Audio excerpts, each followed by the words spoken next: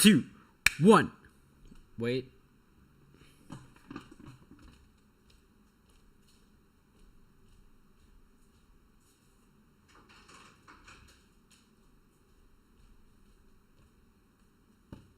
All right. Welcome to another episode of Not a Masterclass. I'm Not a Master, and on today's episode is a very special welcome to all the subscribers. We just hit 101 subscribers today. And oh wait, no, it's 103. Thank you so much for all these followers. Thank you for this audience. I just want to tell you, okay, let's just commemorate this moment right here. That one, I don't give a damn about you guys. On number 2, I'm extremely humbled and grateful that you decided to join me on the show, because you know what I find is extremely fascinating is that I'm the kind of person that rarely subscribes to channels. I watch a lot of stuff, I follow a lot of people, but I'm very hesitant on clicking subscribe. I don't like having a large subscriber list, because then my feed is just like too many videos, and I like being exclusive with my subscribers. So when somebody subscribes to me, and considering the quality that I give, I'm just like, wow, that's amazing. I'm surprised I got 5 subscribers in the 5. Now I have 103. That's insane. Absolutely insane. Do you get that? Do you know, when I was in college, when I was in university in my final batch, okay, in architecture school, there was about 50 to 70 students in a lecture hall for something you pay 80 grand to study. 50 to 60 students in one lecture hall. Yet, for whatever reason, we think that 100 followers or 100 subscribers is not a big deal. But that's 100 people. That's 2 lecture halls that your lecturer gets paid, I don't know how much a month, to fill up. So if you have 100 followers somewhere, if you've got 50 followers, I mean, you got to realize the scale of that. That's an entire lecture hall following stuff you're talking about. And then yet you have this whole thing where people say, I have nothing interesting to say. I have nothing cool to share. I have nothing valuable to give people. I'm not going to make content. I don't know what to tell people. I got nothing cool. Meanwhile, you got a whole 2 more audience in the lecture hall for something that's specialized and that people pay for. And then you still think you have nothing awesome to share. Now, what's really crazy about this is I started this channel 4 years ago, and I wasn't even posting my own stuff. I was taking stuff that I thought was cool, like more like activism kind of stuff. My first video ever, you can check it out. It's about climate change. I just did it because I was going through this really nerdy phase where all I was doing was just learning stuff. And then I noticed every time I go through this massive consumption of information phase, I get this huge tendency to want to just like pour it out and share it and make archives of what I've learned and actually distribute it, right? Because like when I have a lot of good information, I kind of want to share it. I want to share it to spread it out, because I mean, it's just human nature to want to share things that you like and think are valuable. So I started doing that, and then I just made those 2 videos, kind of forgot about it for a few years, and then I think started wanting to post my own recordings and my own thoughts. I think in 2017 or 2018, can't remember. Didn't care. I wasn't even looking about audiences and whatever. I literally just, like I said, when I started with like 0 subscribers, and I was posting stuff, because when I go through a massive consumption phase, I have this tendency to want to just pour it out and make something out of it, right? Because otherwise it's just info in my head and it just feels useless. Yeah, it's benefiting me, but at the same time, it's just like, if you're not going to make something out of it, if you're going to read 100 books, but you're not going to take that information and actually create something like those people who wrote those books, what's the point? Okay. And then I just started posting videos a year ago after, our new world order. So once that happened, I was like, hey, if I'm going to be locked down all the time, this is a perfect time to start archiving. Also, I wanted to work on my delivery skills. I wanted to work on my vocal, stuff. If I'm going to do hosting more online webinars or getting on sales deals and all these things. I was like, I need something to keep on practicing. If I'm going to be locked down all the time, then I'm going to do this. And at the same time, I get to, act like a weirdo and do what I want and talk about what I want and distribute that. So that's what happened. And it started as 0, and now there's 100 people. So what's really blowing my mind, and what I'm super excited that you got to see this. That's what's so cool, is that you're not the people that are you're not the 10,000 people that came after I've had 100. You're not the million of subscribers that came after I've had 100,000. You're the first 100 people, which means you saw everything that happened over the past few years, or months rather. I think most of you guys are just new here. You saw it all happen. And that, for me, is the most valuable thing I could have ever done. It's more valuable than hitting 1 million subscribers. I don't even care about that. What I care is that the fact that you got to see how we went from 0 to 100, doing nothing of the standard YouTube, what do you call it? Content creator flow chart. I don't know what these people do, but you know how everyone has this the structured thing, and they're all trying to monetize and trying to make it into a business, which is fine. Everyone should do that. I don't have a problem with that. But my point to you, the reason I did this is so you can see that it doesn't even matter. I mean, look at my live streams. What are they? They're bullshit. There's nothing. Okay, I'm just talking crap about stuff I like. Maybe you find value in that. Maybe there's some nice, I'm sure I do share some good tips, but all in all, it's is it really that crazy? Did I really do something insane? All I did was hook up a camera and just talk about shit that I knew. That's it. I talked about stuff that I like, stuff that I knew. I talked about it the way I wanted to talk about it. I didn't ask you guys to subscribe. I didn't ask you to sign up for anything. I never tried to sell you stuff. I never did the crazy, standard, how to get more views out. All I did, okay, I didn't even have anything cool. I didn't do any video edits. It's just me talking to you. All I did was just talk about stuff I wanted and the way I wanted to do it. And then you build an audience out of that automatically. People just find you. You don't even have to find them. You don't even have to do marketing or do ads. People will find you on their own. And if they like it, they'll subscribe. And my point to you is this. Too many people don't want to start doing this because they're like, I have nothing interesting to share. Or I don't know what I would even give out to people. But what you miss out, the whole point, is that you're so tied up in watching other people do their thing, experts in their crap, that you think that you put them on a pedestal, and you think that to make content online, it needs to be the specific standard of what is good. Otherwise, think about it. Why is there even a standard?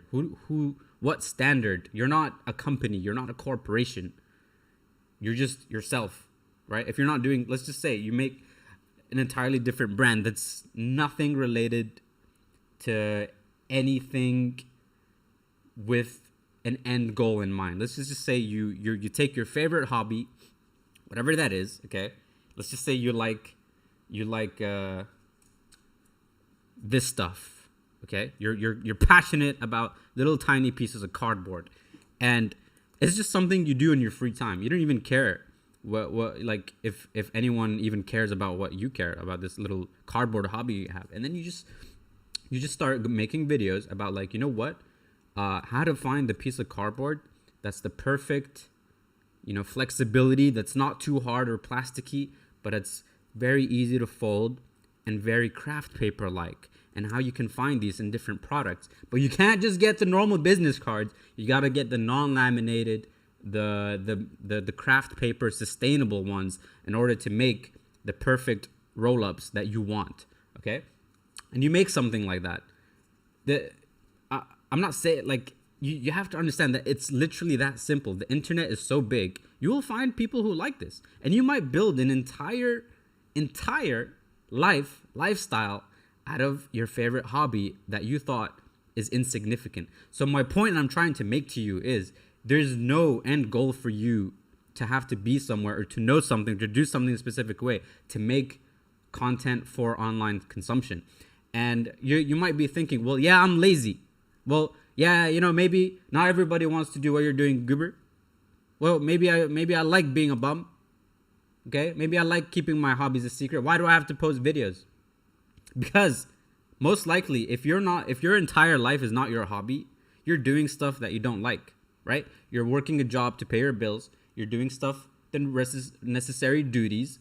to everybody has stuff to survive, right? We all need to do these things. But the question is, if the opportunity exists for you to not do that, if every single hour you can do is based off your ridiculous, useless, and unique hobbies and useless hobbies, if you can build a life just entirely revolved around the quirks of your nature and the things that you generally like there's never been a time you can do this. There's never been a time you can monetize on your quirkiness. That's what I'm trying to tell you, is that everything that you are right now, your laziness, your lack of confidence, your lack of public speaking skills, your weirdness, and your lack of interestness, your lack of specialness in itself is the brand, and in itself can be used like that. Everything I just said about everything that you're not is what you are in making online content. And it doesn't have to even be like this. It can just, remember that story I told you about when YouTube was first picking off, and there was this girl getting millions of views, and all she did was just open her webcam and just look at the camera with a weird face, like,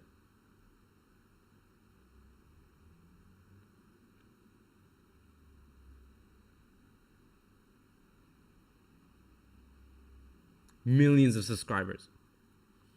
Do you think she was thinking about who's gonna watch this?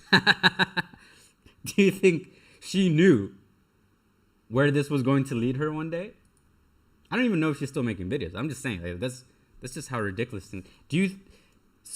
That's and I think you won't even understand what I'm trying to tell you, because I don't know how else to put it in words. And I think this is something you need to experience yourself before you can even grasp this concept. Because for me, I read about it in books, I heard people talking, and I'm like, but it never fully clicked until I started producing stuff, and I started multiple online brands and grew all those brands to like, hundreds of followers, thousands of followers. And then I did it over and over again over different kinds of brands and different kinds of context to those brands. And I was just like, you know what? There's a repetitive thing here, which is there's a niche for every single thing.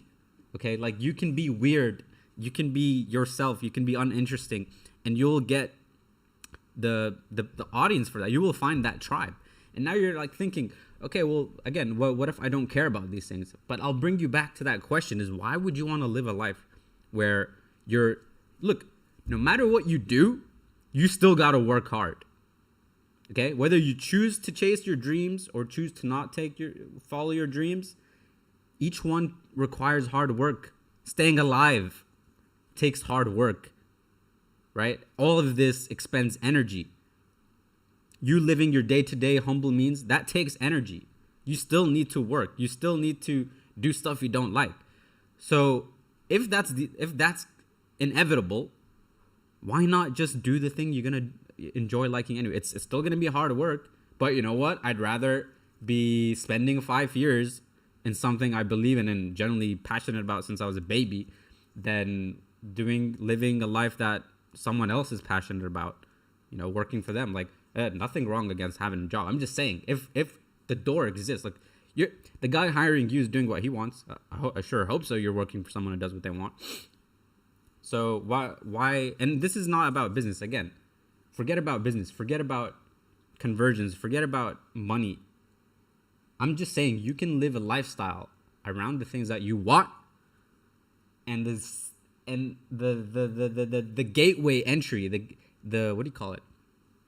The gateway drug. The gateway drug into all of this is by talking to the world. If you don't like using a camera, just use a microphone. If you don't want to talk, then just use illustrations. If you don't want to even people to hear or see you, you can always just post photos or make videos with a voiceover of somebody. I mean, there's so many ways. My point is, it's not even this is what I hate about this so much, is that everything that's out there for you as a reference, it's stuff that is already either good or it's like content that's consumable by the masses. And you think that for whatever reason, there's like this weird YouTube or social media wall where only the good stuff gets out. Yeah, I mean, like I said, you don't have to be famous. My point is that Yeah, if I can get 100 subscribers doing stuff like this, what makes you think you can't, create a tribe? And I'm not even trying to monetize this. I'm never going to sell you anything. I'm never going to ask you to subscribe to my webinar or whatever. I'm never going to ask you that. So for me, it's just like, I'm just going to keep doing this so that I can show you guys more proof about how you can, again, this is the case study channel, right? This is the not a masterclass channel. This is the process oriented channel to just show you the case study so that if we do make it one day, you know what's up. You know exactly how it happened. And now you saw exactly how we got 100 subscribers. So again, please, you can live a life of your dreams by just producing content. You don't even need to have a business. You don't need to have a service. Just make content. And at some point you'll get attention, and then you're like, oh, what do I do with that? What if I actually do want to monetize? What do I do?